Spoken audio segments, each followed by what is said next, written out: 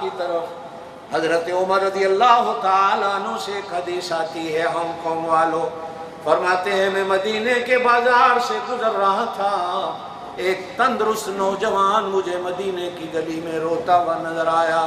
میں رونے والے نوجوان کے قریب گیا، سر پہ ہاتھ رکھا، کیوں رو رہا ہے؟ وہ رو رو کے کہتا ہے میں ایسا گناہ کر بیٹھا ہوں جو معافی کے قابل نہیں۔ کہا کہ بھائی مجھے بتاؤ تو صحیح کون سا گناہ ہے؟ کہا نہیں، مجھے دربار رسالت میں لے جاؤ، میں اللہ کے رسول کے سامنے اپنا گناہ پیش کروں گا اور اللہ کے رسول سے پوچھوں گا معافی کے قابل ہے کہ نہیں۔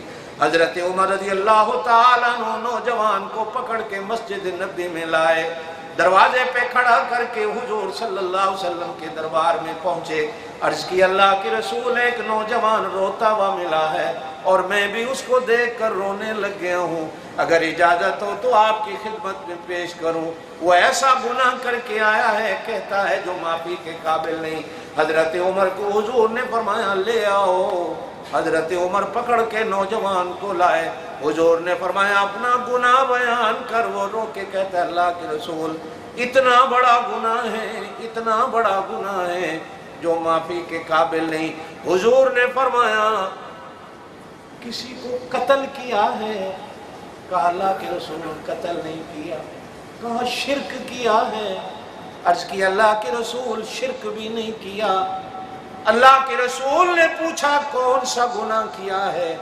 حدیث کے اندر آتا ہے وہ رو کے کہنے لگا یا رسول اللہ میں کفن چور ہوں۔ مردہ جب قبر میں رکھا جاتا ہے، رات کو جا کر قبر کھول کر کفن اتار کر بازار میں بیچ کر اپنا اور اپنے بچوں کا پیٹ پالتا ہوں۔ کل وہ فلانی انصار کی نوجوان لڑکی فوت ہوئی، مدینے کے قبرستان میں دفن ہوئی، میں نے رات جا کر اس کی قبر کو کھولا، اس کا کفن اتارا اور کفن اتار کے جب چلنے لگا وہ ننگی تھی، نوجوان لڑکی تھی۔ یا رسول اللہ میرے اوپر شیطان سوار ہوا، میں نے اس کے ساتھ زنا کر لیا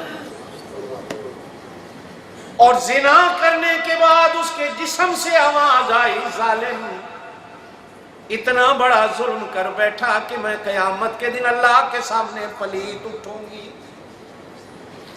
اور تو نے مردوں کے سامنے مجھے ننگا کر دیا۔ یا رسول اللہ میرا یہ گناہ ہے جو معافی کے قابل نہیں۔ حضور نے بھی فرمایا بہت بڑا گناہ ہے جو معافی کے قابل نہیں۔ سننا تھا، دربار رسالت سے اٹھ کے کھڑا ہو گیا اور جا کے مدینے کے پہاڑوں میں چیخیں مارتا ہے، روتا ہے۔ 40 دن گزر گئے روتے روتے۔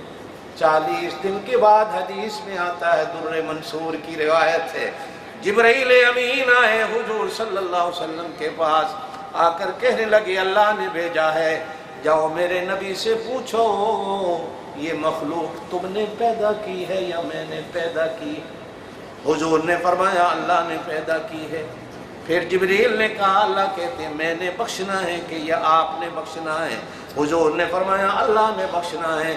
اب جبریل کہتے ہیں اللہ کے رسول، اللہ کہتے ہیں مجھے اس کا رونا پسند آیا، میں نے اس کا گناہ معاف کر دیا۔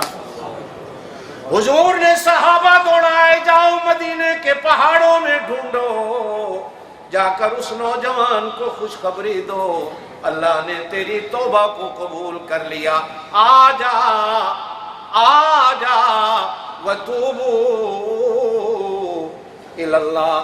ابا کو پتہ چل جائے میرا بیٹا میری دشمنی کی باتیں کر رہا ہے، وہ تجھے گھر سے نکال دے۔